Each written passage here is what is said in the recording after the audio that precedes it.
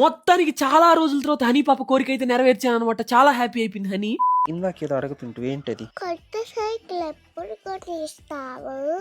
నువ్వు ఏడవకుండా స్కూల్కి వెళ్ళి తొందరగా జలుబు తగ్గించుకుంటే తీసిచ్చేస్తా, ఓకేనా? జలుబు తగ్గిపోయింది. సరే, నువ్వు పెద్ద అయితే తీసిస్తా. నువ్వు తీసి నాకు తెలుసులే, వద్దు. మాకు నమ్మకం లేదు. యాజ్ ఇట్ ఈస్ సేమ్ మన బుద్ధులే వచ్చాయి అనమాట. ఏమైనా కావాలంటే కావాలని చెప్పి గోల గోల చేస్తాను. ఇంకా రోజంతా దాని గురించి మాట్లాడుతూ ఉంటారన్నమాట. సేమ్ హనీ పాప కూడా అలాగే తయారైంది. చూడండి మీరే ఓవర్ యాక్షన్. సైకిల్ తీసిస్తేనే తింటా. ఇంటేనే సైకిల్ తీసిస్తా. హనీ పాప అడిగిన వెంటనే సైకిల్ తీసేయడం పెద్ద మ్యాటర్ ఏం కాదు. ఆల్రెడీ 2 సైకిల్ తీసిచ్చాను అనమాట. అడిగిన వెంటనే తీసేయడం వల్ల వాటి వాల్యూ తెలియకపోగా వాటిని సరిగా వాడకుండా ఎట్టబడితే చేసేసి మనకి ఏదైనా ఈజీగా వస్తే వాటి వాల్యూ తెలియదు కాబట్టి కావాలని అడిగి చిన్న రోజుల తర్వాత తీసిచ్చాను. నేనైతే సైకిల్ ని సర్ప్రైజ్ గా ఇంటి దగ్గర తీసుకెళ్లి హనీ పాప రియాక్షన్ కోసం అయితే బయట వెయిట్ చేశాను.